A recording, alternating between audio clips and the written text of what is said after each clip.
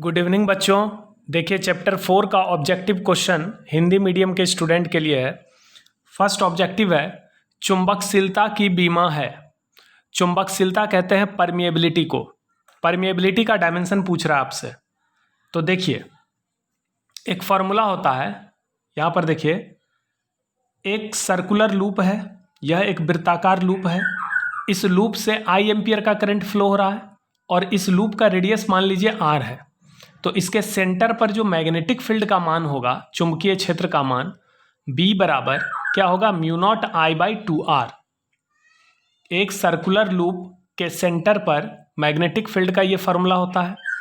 इस फार्मूला से हम चुंबकशीलता का डायमेंशन निकालेंगे।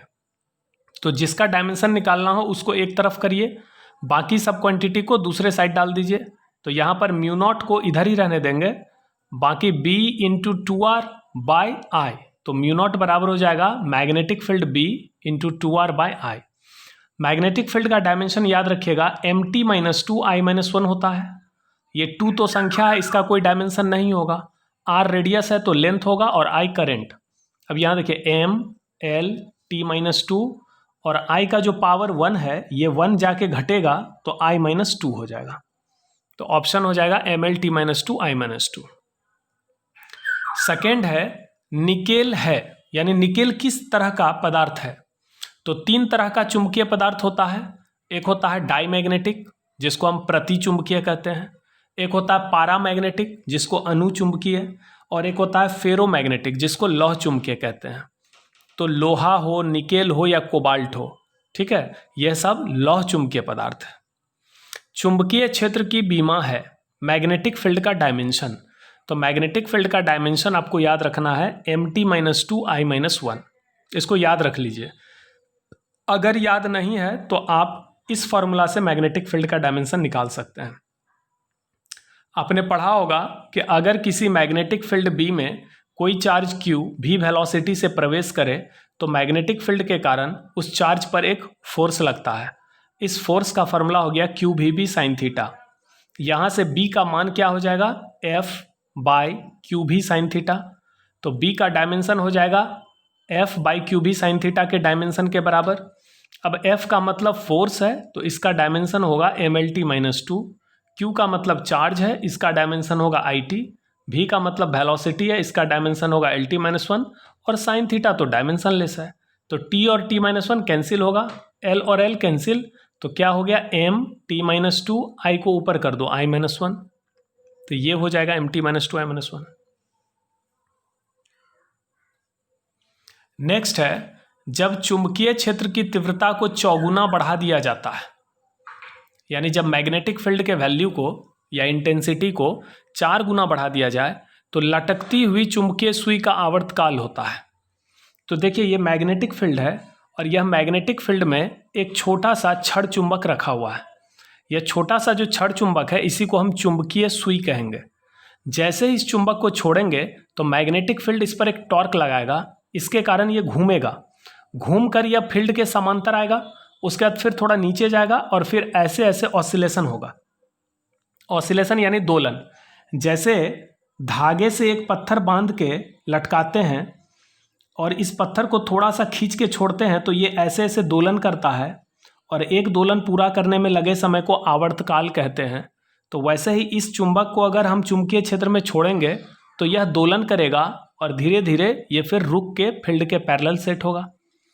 तो इसका आवर्तकाल का फॉर्मूला होता है 2 pi under root I by MB, जहाँ T हो गया टाइम पीरियड यानी आवर्तकाल, I हो गया मोमेंट ऑफ इनर्शिया, जड़त्व आघूर्ण इस छड़ चुंबक का मोमेंट ऑफ इनर्शिया है, M हो गया इसका मैग्नेटिक मोमेंट और B हो गया मैग्नेटिक फील्ड। तो यहाँ जो टाइम पीरियड है यह मैग्नेटिक फील्ड पर किस तरह निर्भर है, तो यह उल्टा समानुपाती है। ये I कांस्टेंट हो गया, M कांस्टेंट हो गया, 2 पाई कांस्टेंट हो गया, तो टाइम पीरियड इन्वर्सली प्रोपोर्शनल हो गया, स्क्वायर रूट के अंदर है B, स्क्वायर रूट B। अब क्वेश्चन में कह रहा है कि मैग्नेटिक फील्ड के वैल्यू को 4 गुना बढ़ा दिया गया। तो मैग्नेटिक फील्ड B के जगह अगर हम 4B कर दें और इसको सॉल्व करें तो ये 4 रूट के बाहर निकल के क्या हो जाएगा, 2 रूट B। तो सोचिए पहले टाइम पीरियड था 1 बाई रूट B, लेकिन जब मैग्नेटिक फील्ड 4 गुना बढ़ाएंगे तो टाइम पीरियड हो जाएगा 1 बाई 2 रूट B, यानी ये 2 नीचे आ गया, यानी आधा हो गया टाइम पीरियड, तो आवर्तकाल क्या हो जाएगा, आधा। यह क्वेश्चन 2 बार पूछा है बोर्ड एग्जाम में। मैग्नेटिक फील्ड 4 गुना बढ़ाएंगे तो टाइम पीरियड आधा होगा। अगर मैग्नेटिक फील्ड 9 गुना बढ़ाएंगे, यहाँ 9 भी करेंगे तो 9 बाहर निकल के 3 होगा, तो चूंकि नीचे में 3 होगा इसलिए टाइम पीरियड 1/3 माने 3 गुना घट जाएगा। चुंबकीय आघूर्ण का ऐसा ही मात्रक होता है। तो मैग्नेटिक मोमेंट, इसी को चुंबकीय आघूर्ण कहते हैं। किसी करंट लूप का मैग्नेटिक मोमेंट होता है करंट इनटू एरिया। तो करंट का ऐसा ही मात्रक हो गया एम्पियर और एरिया का मीटर स्क्वायर। तो चुंबकीय आघूर्ण का ऐसा ही मात्रक होता है एम्पियर मीटर स्क्वायर।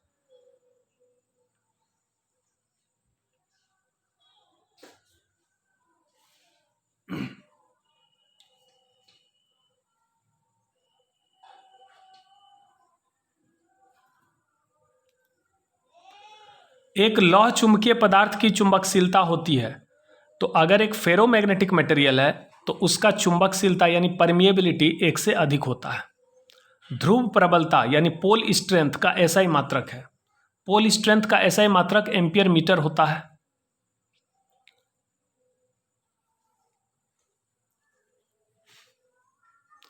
यह एक क्षण चुंबक है। इस क्षण चुंबक का 2 पोल होगा, नॉर्थ पोल और साउथ पोल। नॉर्थ पोल का pole strength +m, south pole का pole strength -m। Pole strength का ऐसा ही मात्रक होता है एम्पियर मीटर।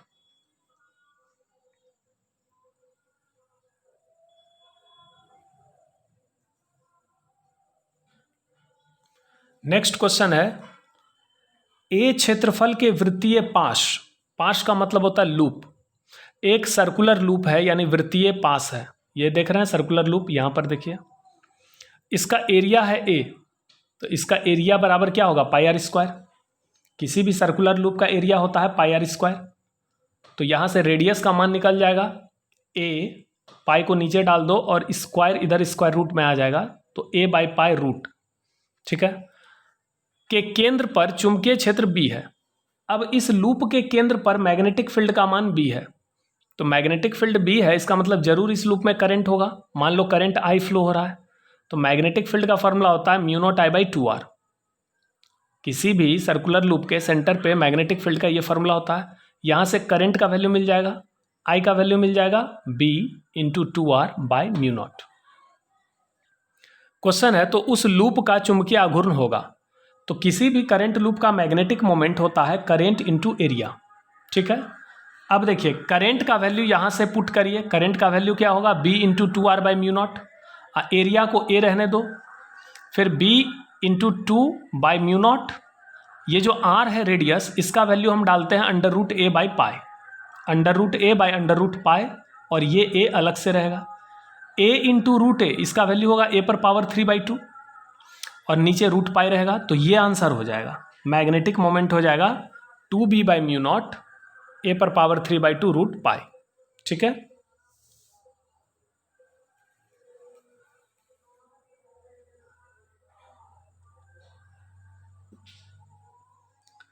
नेक्स्ट क्वेश्चन है, चुंबकीय यामोत्तर तथा भौगोलिक यामोत्तर के बीच के कोण को कहा जाता है। तो 2 तरह का यामोत्तर होता है, यानी मेरिडियन 2 टाइप का होता है। एक होता है मैग्नेटिक मेरिडियन, एक होता है ज्योग्राफिकल मेरिडियन।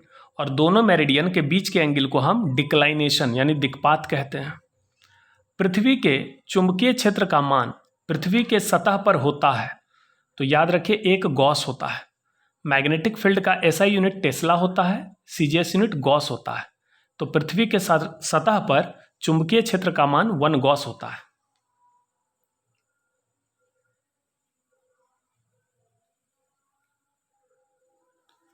तांबा होता है, तांबा यानी कॉपर। कॉपर किस तरह का पदार्थ है, तो कॉपर डाईमैग्नेटिक सब्सटेंस है, प्रतिचुंबकीय पदार्थ है। निम्नलिखित में किसकी चुंबकशीलता अधिक है, तो सबसे अधिक परमिएबिलिटी होता है लौह चुंबकीय पदार्थ का, क्योंकि उसके लिए म्यू का मान 1 से बहुत अधिक होता है। और सबसे कम परमिएबिलिटी होता है प्रतिचुंबकीय का, डाईमैग्नेटिक का, 1 से भी कम होता है।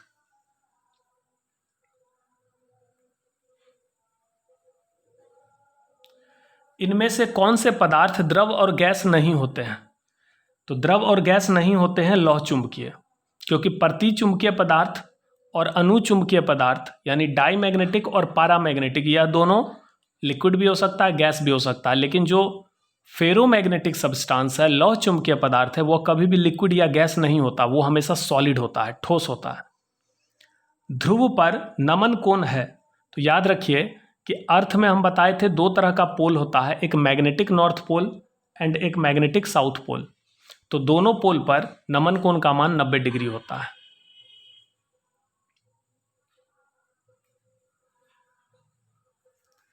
क्यूरी के नियम से, क्यूरी का नियम था कि मैग्नेटिक ससेप्टिबिलिटी, क्यूरी का नियम था कि किसी पैरामैग्नेटिक सब्सटेंस का मैग्नेटिक ससेप्टिबिलिटी तापमान यानी टेम्परेचर के उल्टा समानुपाती होता है। यह है क्यूरी का नियम।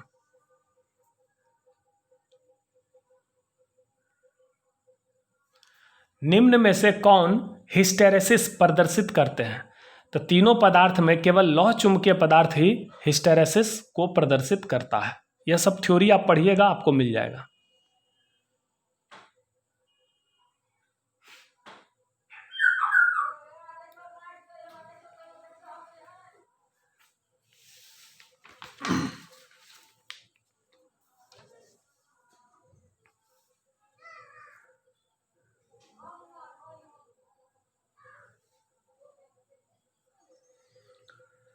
अस्थाई चुंबक बनाने के लिए प्रयोग में लाते हैं, तो परमानेंट मैग्नेट को अस्थाई चुंबक कहते हैं।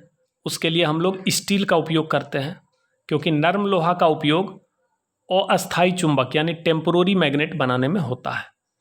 चुंबक की ज्यामितीय लंबाई यानी ज्योमेट्रिकल लेंथ Lg तथा चुंबकीय लंबाई यानी मैग्नेटिक लेंथ Lm में संबंध होता है।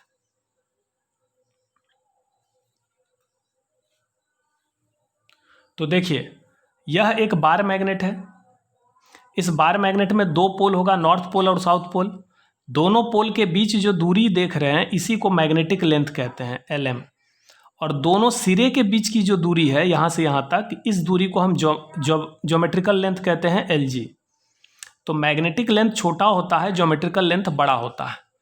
तो ज्योमेट्रिकल लेंथ का 5/6 भाग मैग्नेटिक लेंथ होता है। चुंबकीय लंबाई ज्योमेट्रिकल लंबाई का लगभग 83 या 84% होता है।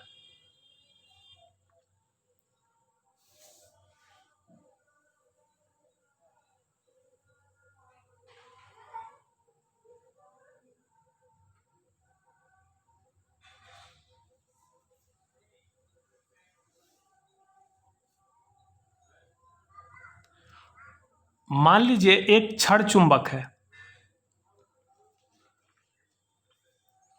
मान लीजिए एक बार मैग्नेट है। इस बार मैग्नेट का दो पोल होगा, नॉर्थ पोल का पोल स्ट्रेंथ +m और साउथ पोल का पोल स्ट्रेंथ -m। अगर इस बार मैग्नेट को इसके लंबाई के समांतर दो बराबर भाग में काटा जाए तो पोल स्ट्रेंथ का मान आधा हो जाएगा। अगर 3 बराबर भाग में काटा जाए तो 3 चुंबक बनेगा, प्रत्येक चुंबक का पोल स्ट्रेंथ m/3 होगा। अगर किसी चुंबक को 10 बराबर भाग में काटा जाए तो प्रत्येक भाग का पोल स्ट्रेंथ m/10 होगा, यानी पोल स्ट्रेंथ घट जाता है। तो एक चुंबक है, इसका मैग्नेटिक मोमेंट m है। अब इसको कह रहा है कि अगर हम n बराबर भाग में काट दें तो प्रत्येक भाग का मैग्नेटिक मोमेंट क्या होगा। तो मैग्नेटिक मोमेंट का फॉर्मूला होता है pole strength into magnetic length. तो जब चुंबक को हम n भाग में काटेंगे तो इसका पोल स्ट्रेंथ जो है वह भी n गुना घटेगा, जबकि उसका लंबाई वही रहेगा, क्योंकि कटे हुए भाग का लंबाई वही होगा 2l। इसका मतलब हम देख सकते हैं कि प्रत्येक भाग का जो मैग्नेटिक मोमेंट होगा वो ओरिजिनल मैग्नेट के मैग्नेटिक मोमेंट का यानी m×2l को m लिख सकते हैं, m×2l को कैपिटल M लिख सकते हैं, अब बाय n, यानी ओरिजिनल मैग्नेट से n गुना कम होगा। क्योंकि मैग्नेटिक मोमेंट दो चीज़ पे निर्भर करता है, एक पोल स्ट्रेंथ और एक लेंथ। तो जब आप चुंबक को काटिएगा उसके लंबाई के समांतर, तो उसका लंबाई तो नहीं बदलेगा, लेकिन उसका जो पोल स्ट्रेंथ है वो n गुना घटेगा। तो पोल स्ट्रेंथ n गुना घटेगा तो मैग्नेटिक मोमेंट भी n गुना घट जाएगा। तो प्रत्येक टुकड़े का जो आघूर्ण होगा यानी मैग्नेटिक मोमेंट होगा वो m/n होगा। नेक्स्ट क्वेश्चन है, एक छड़ चुंबक जिसका आघूर्ण m है बीच से 60 डिग्री कोण पर मोड़ दिया जाता है तो चुंबकीय आघूर्ण का मान कितना हो जाएगा। मान लीजिए एक चुंबक है, एक मैग्नेट है, बार मैग्नेट है, इसका मैग्नेटिक मोमेंट m है, यानी इसका पोल स्ट्रेंथ स्मॉल m है, प्लस m माइनस m, और इसका लंबाई मान लो 2l है, तो m बराबर लिखेंगे m इंटू 2l। अब इस चुंबक को बीच से 60 डिग्री पर मोड़ दिया गया, तो कुछ इस तरह से मोड़ा गया होगा, इसको बीचों बीच 60 डिग्री के कोण पर मोड़ दिया गया। अब इसका पोल, नॉर्थ पोल यहाँ पर होगा, पहले नॉर्थ पोल यहाँ था अब यहाँ होगा, पहले साउथ पोल यहाँ था अब यहाँ पर आ जाएगा, यानी इसका pole strength plus m minus m रहेगा। अच्छा, दोनों पोल के बीच के न्यूनतम दूरी को चुंबकीय लंबाई कहते हैं। यहाँ पर दोनों पोल के बीच का न्यूनतम दूरी 2l है, यहाँ पर यह दूरी l होगा, यह l होगा, क्योंकि बीच से मोड़ा गया है तो ये l होगा, ये l होगा, और यह जो दूरी होगा यह भी l होगा। जरा सोचिए क्यों? क्योंकि यह एक समबाहु त्रिभुज बनेगा। यह कोण 60 डिग्री है तो यह दोनों कोण भी 60-60 होगा, क्योंकि ये दोनों भुजाएं बराबर है, तो यह भी l हो जाएगा। अब देखिए इसका जो मैग्नेटिक मोमेंट होगा मान लो m डैश होगा, क्योंकि इस चुंबक का मैग्नेटिक मोमेंट m है, इसका मान लो m डैश होगा। तो ये जो चुंबक है, मुड़ा हुआ चुंबक, इसका चुंबकीय आघूर्ण निकालने के लिए क्या करेंगे, इसका पोल स्ट्रेंथ लेंगे, तो पोल स्ट्रेंथ तो m ही है, और इसका लंबाई कितना हो गया l। तो पहले मैग्नेटिक मोमेंट था m इंटू 2l, अब हो गया m इंटू l, यानी जो ओरिजिनल मैग्नेटिक मोमेंट था उसका आधा हो गया, m/2 हो जाएगा, m/2।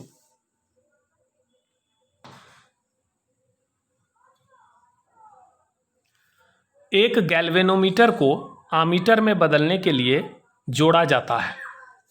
तो देखिए गैल्वेनोमीटर हम पढ़ाए थे, मूविंग कॉइल गैल्वेनोमीटर चैप्टर 4 में पढ़ाए थे।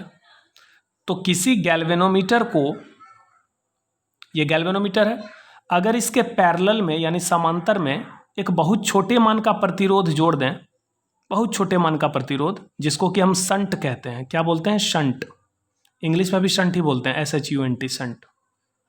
अगर गैल्वेनोमीटर के समांतर में एक बहुत छोटे मान का प्रतिरोध जोड़ दिया जाए तो यह आमीटर में परिवर्तित हो जाता है, जिसका सिंबल A होता है। तो बताइए आमीटर किससे बनता है? आमीटर गैल्वेनोमीटर से बनता है। और कैसे बनता है? तो गैल्वेनोमीटर के पैरेलल में एक बहुत छोटे मान का प्रतिरोध जोड़ा जाता है, इस छोटे मान के प्रतिरोध को शंट कहते हैं।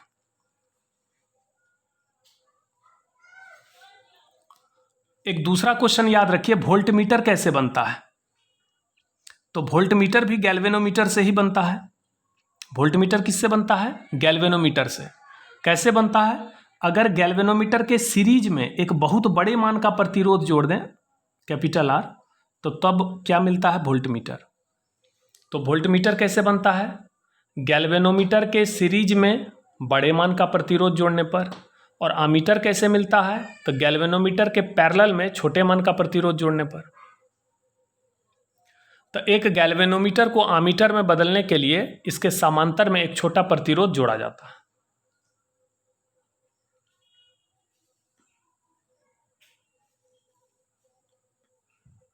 अस्थाई चुंबक बनाने के लिए पदार्थ की होनी चाहिए। तो जो परमानेंट मैग्नेट हम बनाते हैं वो हार्ड फेरोमैग्नेटिक का बनाते हैं, क्योंकि लौह चुंबकीय पदार्थ दो प्रकार का होता है, एक कठोर लौह चुंबकीय पदार्थ होता है, एक नर्म लौह चुंबकीय पदार्थ होता है। तो जो हार्ड फेरोमैग्नेटिक होता है उसके लिए हिस्टेरेसिस लूप ऐसा होता है, थोड़ा चौड़ा आता है, और जो सॉफ्ट होता है उसके लिए थोड़ा पतला आता है। तो यहाँ पर इस चीज़ को हम निग्राहिता कहते हैं, और इसको धारणशीलता कहते हैं, और इसको निग्राहिता कहते हैं। इंग्लिश में इसको रिटेंटिविटी कहते हैं, इसको कोएर्सिविटी कहते हैं। तो जो अस्थाई चुंबक बनाने के लिए पदार्थ की धारणशीलता भी बहुत अधिक होनी चाहिए और निग्राहिता भी अधिक होनी चाहिए। और अस्थाई चुंबक बनाने के लिए जो पदार्थ होना चाहिए उसका निग्राहिता और धारणशीलता दोनों कम होना चाहिए।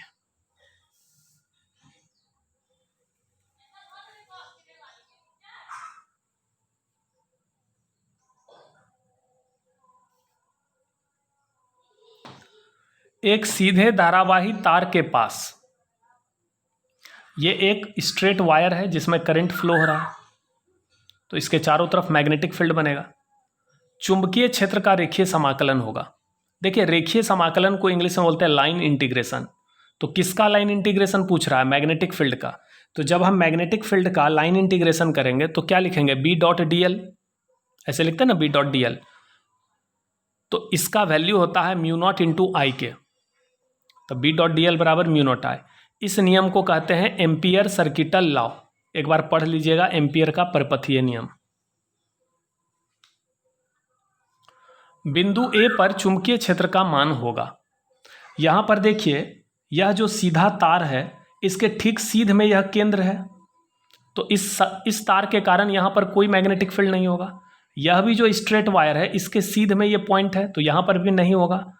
ये जो मुड़ा हुआ तार है जिसको अर्धवृत्ताकार तार कहेंगे, तो अगर यह पूरा वृत्त होता तो इसके केंद्र पर फील्ड का मान mu not I by 2r होता, लेकिन ये चूंकि अर्धवृत्त है तो आधा फील्ड होगा, यानी mu not I by 4r होगा। ठीक है। नेक्स्ट है, किसी वृत्ताकार लूप के केंद्र पर चुंबकीय क्षेत्र का मान होता है। तो किसी वृत्ताकार लूप के केंद्र पर मैग्नेटिक फील्ड का मान होता है mu not I by 2r। अगर उस लूप में n टर्न्स हैं तो n से मल्टीप्लाई हो जाएगा।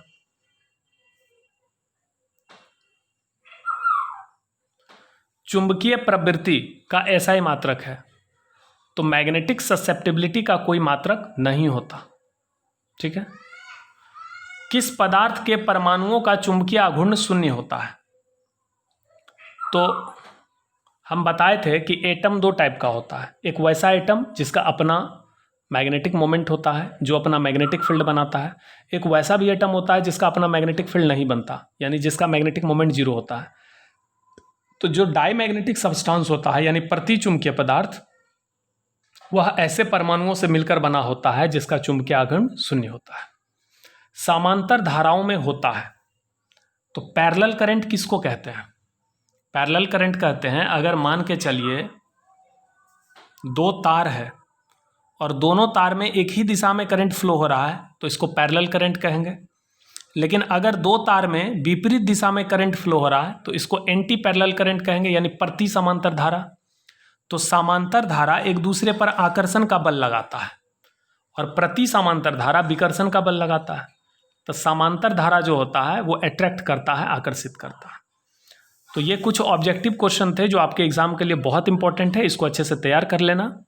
Thank you.